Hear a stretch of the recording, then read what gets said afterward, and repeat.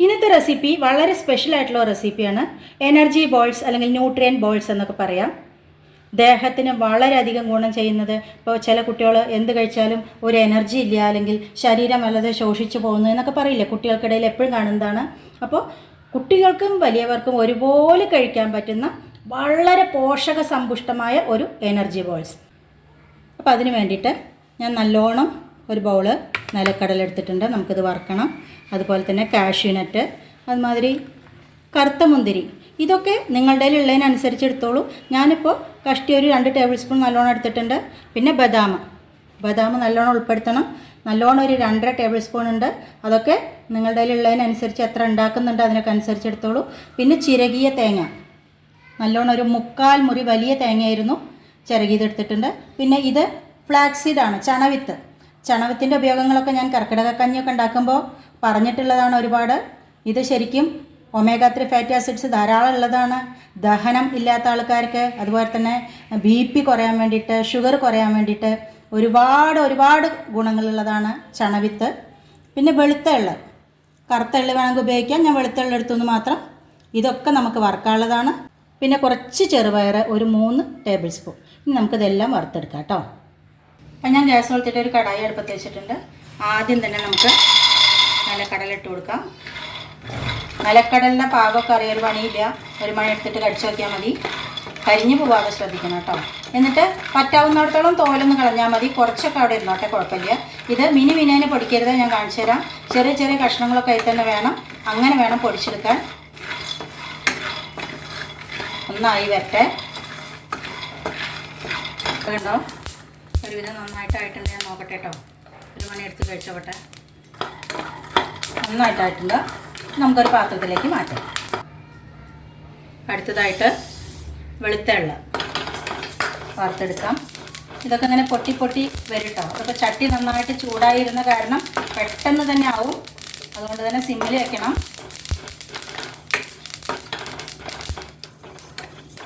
ഒരുവിധം നന്നായിട്ട് പൊട്ടി വന്നിട്ടുണ്ട്. ഇതും നമുക്ക് വേറെ പാത്രത്തിലേക്ക് മാറ്റാം.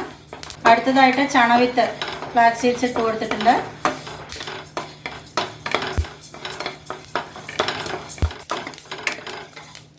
കണ്ടോ, ഇതൊക്കെ നന്നായിട്ട് പൊട്ടി വരുന്നുണ്ട്. ഇതാണ് ഇതിൻ്റെ പാകം. കണ്ടോ,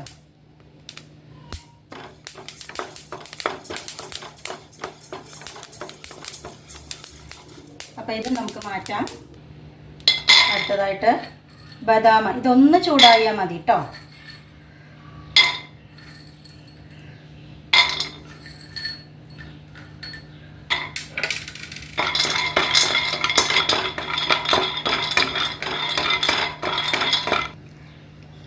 ഇതിൻ്റെ കൂടെ തന്നെ അണ്ടിപ്പരിപ്പും കറുത്ത മുന്തിരി ഇട്ട് കൊടുക്കാം. നിങ്ങൾക്ക് വേണമെങ്കിൽ ഈത്തപ്പഴം ഉണ്ടെങ്കിൽ അതിട്ട് കൊടുക്കാം.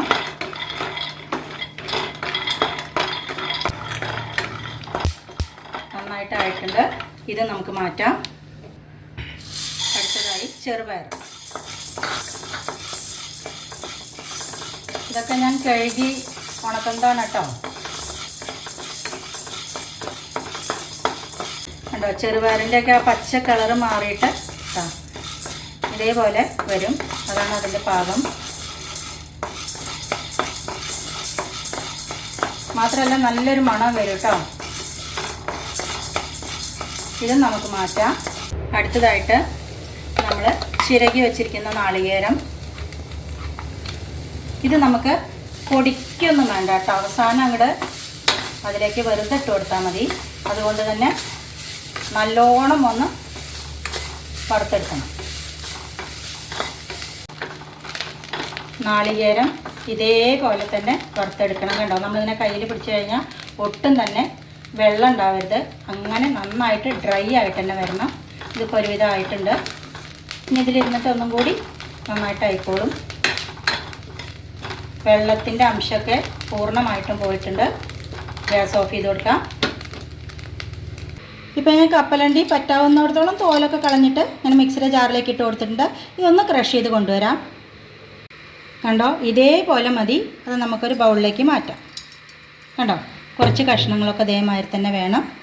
ഇനി നമുക്കങ്ങനെ ഓരോന്നായിട്ട് പൊടിച്ച് കൊണ്ടുവരാം. അപ്പോൾ ഇതിലേക്ക് ഞാൻ ഫ്ലാക്സ് സീഡ്, ചെറുപയർ, എള്ള്, വെളുത്ത എള്ള്, അപ്പോൾ ഇത് മൂന്നും കൂടെ നമുക്കൊന്ന് പൊടിച്ച് കൊണ്ടുവരാം. അപ്പോൾ ഞാൻ വെളുത്ത എള്ള് ഒരു പിടി മാറ്റി വെച്ചിട്ടുണ്ട് കേട്ടോ. അതെന്തിനാന്ന് പറഞ്ഞുതരാം. എള്ളുണ്ടടൊക്കെ ഒരു മണ വരണം. എന്തൊരു മണ വരണം അറിയോ? അപ്പോൾ ഇത് നമുക്കിതിലേക്ക് മാറ്റാം. അടുത്തതായിട്ട് ബദാം, കശുവണ്ടി, ഉണക്കമുന്തിരി, അതും നമുക്കിതിലേക്ക് മാറ്റാം.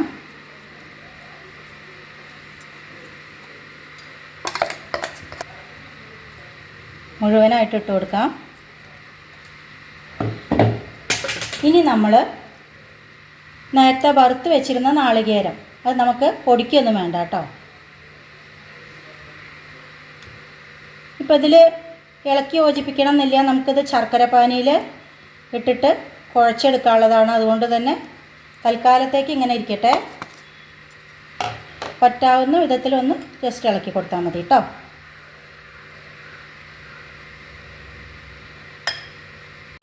ഇപ്പം ഞാൻ ശർക്കരയുടെ പൊടി സാധാരണ ഉപയോഗിക്കുന്ന മാതിരി ശർക്കരയുടെ പൊടി ഉണ്ടെങ്കിൽ ഇത് നല്ല വൃത്തിയുള്ളത്, അത് അടിച്ചെടുക്കേണ്ട കാര്യമൊന്നുമില്ല കേട്ടോ. അപ്പോൾ അത് കുറച്ചിട്ട് കൊടുത്തിട്ടുണ്ട്. പിന്നെ എൻ്റെ കയ്യിൽ ഉണ്ട ശർക്കര കുറച്ചുണ്ടായിരുന്നു. അത് ഞാൻ നേരത്തെ തന്നെ കണ്ടോ, ഒരു നൂൽ പരുവം കണ്ടോ, ഇതേപോലെ തന്നെ ആവണം. അങ്ങനെ ഞാൻ നന്നായിട്ട് അരിച്ച് വെച്ചിരിക്കുകയാണ് കേട്ടോ. അപ്പോൾ ടോട്ടൽ ഒരു 300 ഗ്രാം ശർക്കര എടുത്തിട്ടുണ്ട്.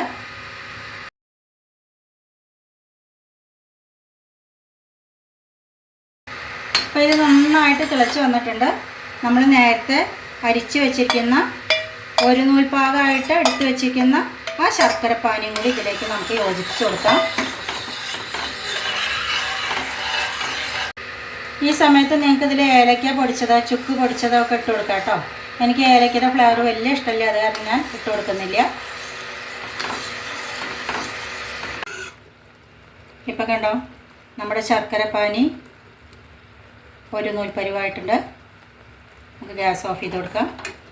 ഇനി ജസ്റ്റ് ഒന്ന് ഒരു 2 മിനിറ്റ് ഒന്ന് തണുക്കട്ടെ കേട്ടോ. അതിനുശേഷം നമുക്കിത് ഒന്നുകിൽ നമുക്ക് ആ പൊടികളെല്ലാം കൂടി യോജിപ്പിച്ചിട്ട് ഇതിലേക്ക് ഇടാം, അല്ലെങ്കിൽ നമ്മൾ ആ പൊടികൾ വേറൊരു പാത്രത്തിലേക്ക് യോജിപ്പിച്ചതിന് ശേഷം ശർക്കരപ്പാനി അതിലേക്ക് ഒഴിക്കാം. എന്ത് വേണമെങ്കിൽ ചെയ്യാം. എന്തായാലും ശരി, വല്ലാതെ ചൂടാറുന്നതിന് മുൻപേ തന്നെ ഉരുട്ടിയെടുക്കണം, അല്ലെങ്കിൽ ഉരുള ശരിയാവില്ല കേട്ടോ. അപ്പോൾ കുറച്ച് എക്സ്പേർട്ട് ആവണം. എന്തായാലും ഒന്ന് വെയിറ്റ് ചെയ്യാം. ഇപ്പം ഞാൻ ഇങ്ങനൊരു പരന്ന പാത്രത്തിലേക്ക് ആക്കിയിട്ട് നമ്മൾ പൊടിച്ച് വെച്ചത് നന്നായിട്ട് ഇളക്കി യോജിപ്പിച്ചിട്ടുണ്ട് കേട്ടോ. കണ്ടോ, ഇനി ഇതിലേക്ക് ഒരു നുള്ളു ഉപ്പ്, കാരണം നമ്മൾ ശർക്കര പാനിയും കൂടി ചേർക്കുന്നതല്ലേ, വെറുതെ ഒന്ന് ബാലൻസ് ചെയ്യാൻ വേണ്ടിയിട്ട്.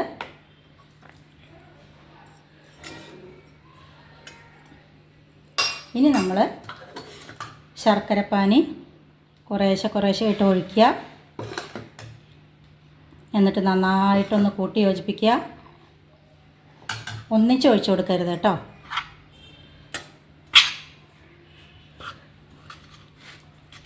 അങ്ങനെ നമുക്ക് ഈ ശർക്കരപ്പാനി അത്യാവശ്യം ചൂടുണ്ട്. അപ്പോൾ കുറേശ്ശെ ആയിട്ട് ഒഴിച്ച് കൊടുത്തിട്ട് ഒരു യോജിപ്പാക്കാം കേട്ടോ. ഇപ്പം ഞാൻ ഉരുട്ടാനുള്ള സൗകര്യത്തിന് വേണ്ടിയിട്ട് നമ്മൾ പാനിയാക്കിയ പാത്രത്തിലേക്ക് അങ്ങോട്ട് ഇട്ട് കൊടുക്കുകയാണ് കേട്ടോ. ഇനി നമ്മൾ മാറ്റി വെച്ചിരുന്ന വെളുത്ത എള്ള കുറച്ചിങ്ങനെ ഇട്ട് കൊടുക്കുക കേട്ടോ. എന്നിട്ട് നന്നായിട്ട് കൈ കൊണ്ട് തന്നെ യോജിപ്പിക്കുക. ചൂടുണ്ട്, നല്ല സാരില്ല, ചൂടോടെ തന്നെയാണ് അത് ഉരുട്ടാൻ പറ്റുള്ളൂ. ഇതേപോലെ തന്നെ ഏത് ഷേപ്പിൽ വേണമെങ്കിൽ നമുക്ക് ഉരുട്ടിയെടുക്കാം കേട്ടോ. വലിപ്പമൊക്കെ നിങ്ങളുടെ ഇഷ്ടം. ഇതൊരു 8-10 ദിവസമൊക്കെ പുറത്ത് വയ്ക്കാം, പിന്നെ ഫ്രിഡ്ജിലേക്ക് വെക്കണം കേട്ടോ. ദിവസവും ഓരോന്ന് കഴിക്കുക, വളരെ നല്ലതാണ്. നല്ലൊരു എനർജി ബൂസ്റ്ററാണ് കേട്ടോ. അപ്പോൾ നമുക്കിതൊക്കെ ഇങ്ങനെ ഉരുട്ടാം. ചൂടുണ്ട്, നിങ്ങൾക്ക് ഞാൻ ഉരുട്ടണ കാണുമ്പോൾ തന്നെ അറിയണില്ലേ. അപ്പോൾ ഈ ചൂടോട് കൂടി തന്നെ വേണം ഇതിങ്ങനെ ഒരു മുറുക്കം കിട്ടണം. അതിന് വേണ്ടിയിട്ടാണ് ഈ ചൂടോടെ തന്നെ കണ്ടോ ഇങ്ങനെ ഒരു പിടി പിടിക്കുക എന്ന് പറയണത്.